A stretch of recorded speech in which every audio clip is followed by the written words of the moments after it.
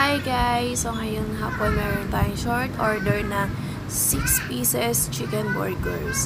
So ayan po, iniisa-isa ko na po siya ipirito.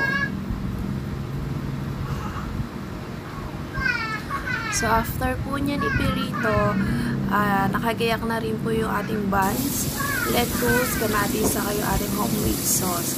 Para at least pagkaluto niya, diretso balot na natin siya sa foil ng pagdating natin doon sa pag-deliver natin. Crispy pa siya talaga at saka mainit-init pa siya. So ayan po, i-start ko na po siyang balutin isa-isa. Sa mga magtatanong po kung magkano po itong chicken burger natin na to, 70 pesos lang po siya. Ganyang kalaki po siya. Pusog na po kayo sa laki.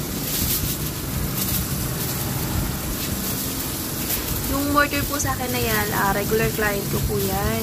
Lagi po talagang order sa akin ng mga chicken burgers yan. Kada linggo, kada mag-home service po ako nagluto sa kanila. So, lagi po ganyan kadami ang in-order po nila sa akin.